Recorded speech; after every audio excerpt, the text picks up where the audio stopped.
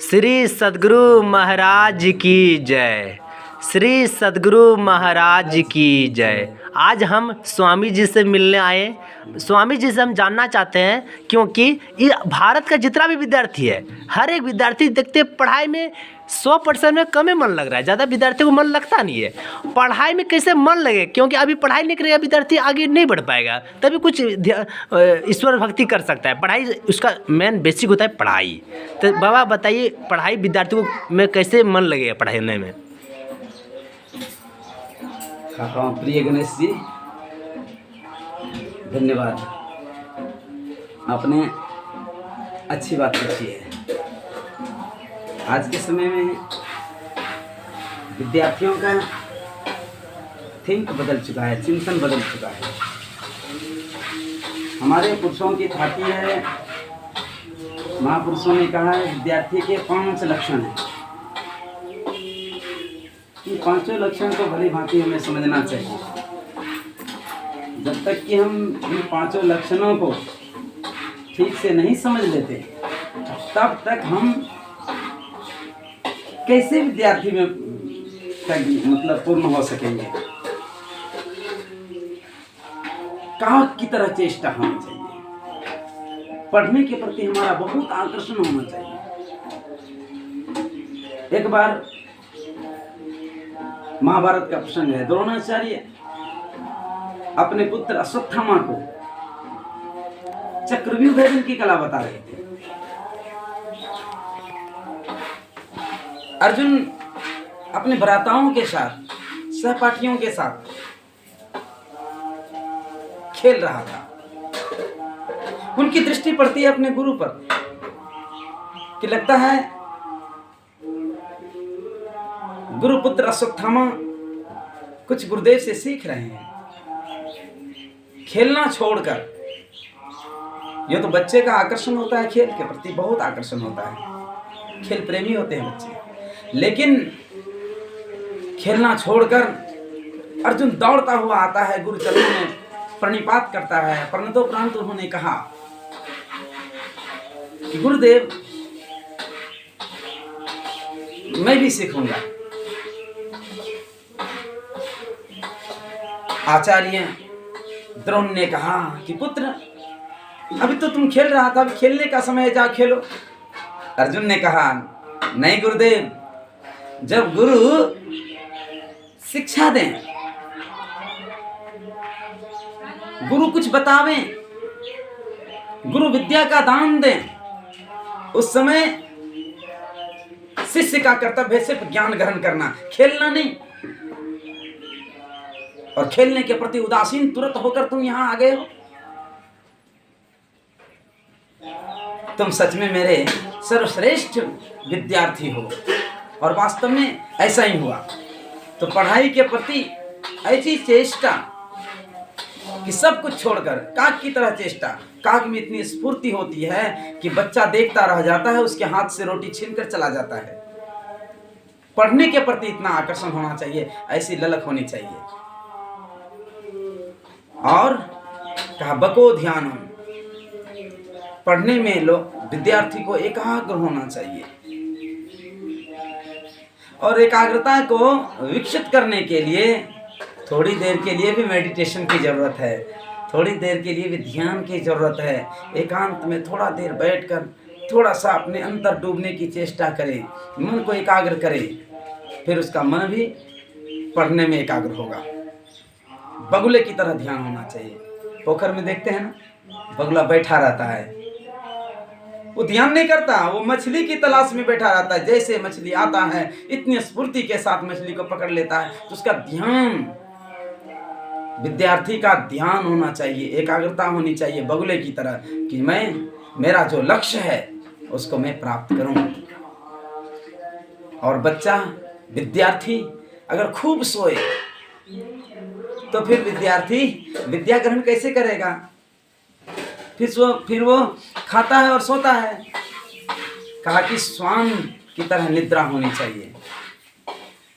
थोड़ी सी आहट मिलती है, कुत्ता जग जाता है, चौकन्ना हो जाता है। पढ़ाई के प्रति ऐसा आकर्षण होना चाहिए विद्यार्थी के अंदर। अल्पाहारी, ठूस ठूस कर खाने वाला विद्यार्थी विद्या ग्रहण नहीं कर सकता, विद्या अध्ययन नहीं कर सकता। इसीलिए विद्यार्थी को अल्पाहार लेना चाहिए, इतना कम भी नहीं जिससे कि स्वास्थ्य भी बिगड़ जाए, और इतना ज़्यादा भी नहीं कि आलस्य में डूब जाए। और विद्यार्थी को अपने परिवार के परिवेश से थोड़ा सा हटकर पढ़ना चाहिए, क्योंकि पारिवारिक झंझट के बीच पढ़ने से उनका मन उधर आकृष्ट हो जाएगा। इसीलिए कहा गृह त्यागी होना चाहिए, एकांतिक वास, एकांतवास। तो ये 5 लक्षण हैं: काक चेष्टा, बको ध्यानम, स्वान निद्रा, अल्पहारी और गृह त्यागी। जो इसका भली भांति पालन करते हैं वह विद्यार्थी का जीवन सक्सेसफुल होता है, उन्नत होता है, वह पढ़ाई के क्षेत्र में बहुत आगे निकल जाता है। और ऐसा विद्यार्थी कुछ कर जाता है, समाज में कुछ नया कर जाता है, कुछ समाज को दे जाता है। तो विद्यार्थियों से निवेदन है कि इसको ठीक से सुने, और जो हमारे प्रिय गणेश जी का चैनल है इसको सब्सक्राइब करें, लाइक करें, शेयर करें। धन्यवाद। और एक प्रश्न बाबा कि देखिए कि जो विद्यार्थी घर में पढ़ते हैं कि खुद माता पिता टीवी देख रहा है, तो उसका विद्यार्थी कैसे पढ़ेगा? वो इसलिए मम्मी पापा को बता दीजिए इस चैनल के माध्यम से, इस वीडियो के माध्यम से, कि जब भी विद्यार्थी पढ़ेगा उस समय आप सोना भी नहीं है, टीवी नहीं देखना है और मोबाइल भी नहीं देखना है। क्योंकि आप उस समय टीवी, मोबाइल और सोते हैं तो विद्यार्थी भी टीवी में चला जाता है, मोबाइल में चला जाता है। सुनो, विद्यार्थी को पढ़ाने के लिए खुद भी कष्ट करना पड़ेगा। इसके बारे में आप माता पिता को थोड़ा संदेश दे दीजिए। राह बता तो आगे चले। बात यह है कि मार्ग बताने वाले को आगे चलना चाहिए। जो अपने पुत्र का जीवन, अपने पुत्र का भविष्य सक्सेसफुल चाहता है, और हमारे महात्मा लोग कहते हैं, हमारे वर्णन है ऐसा कि हमारी जो शक्ति है, जो भीतर में शक्ति है, जो चरम स्थिति तक पहुंचने की शक्ति है, हमारे अंदर में जो शक्ति है, ऊर्जा, पावर, तो ये आँख से 83% संसार की ओर भागती है शक्ति।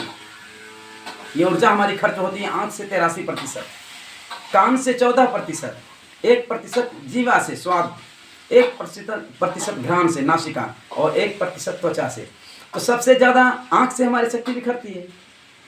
और टीवी चला दिए, बच्चा पढ़ रहा है, एक बार उधर देख रहा है, एक बार इधर पढ़ रहा है, तो ज्ञान ग्रहण कर सकता है, उसका जीवन फिर कैसे सक्सेसफुल हो सकता है? और कान से 14%, एक आँख और कान से ज़्यादा बिखरते हैं आप।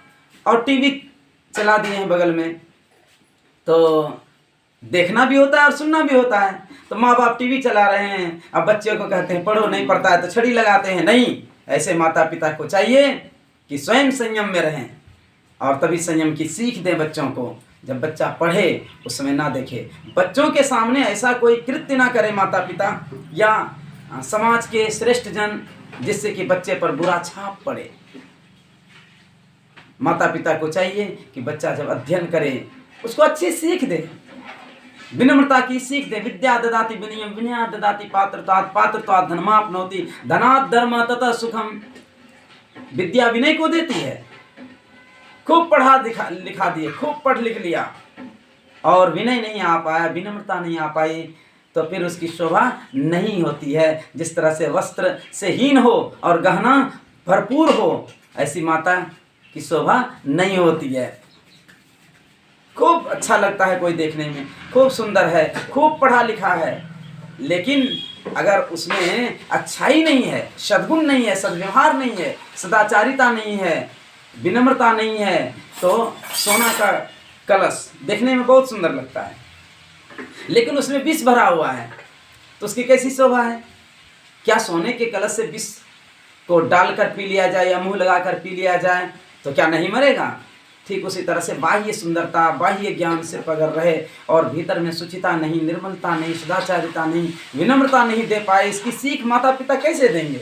माता पिता को भी शिष्ट होना चाहिए, माता पिता को भी सदाचरण का पालन करना चाहिए, और आपस में ऐसी वार्ता करनी चाहिए जिससे हमारे बच्चे का सद्गुण बढ़े, बच्चे का भविष्य उज्जवल हो। इसके लिए बच्चे को पढ़ाने लिखाने के लिए स्वयं भी थोड़ा अध्ययन पठन पाठन करे, अच्छी बोल बोले, अच्छा व्यवहार करे, फिर बच्चे का जीवन देखिए कैसे दिनानुदिन विकसित होता है और समाज में उसकी प्रशंसा होती है। और जिसके बच्चे की समाज में प्रशंसा होती है, उस बच्चे के माँ बाप का दिल एकदम भरा हुआ होता है, आनंदित होता है। तो यही कहा, बच्चे का भविष्य जीवन उज्जवल होगा। श्री सद्गुरु महाराज की जय।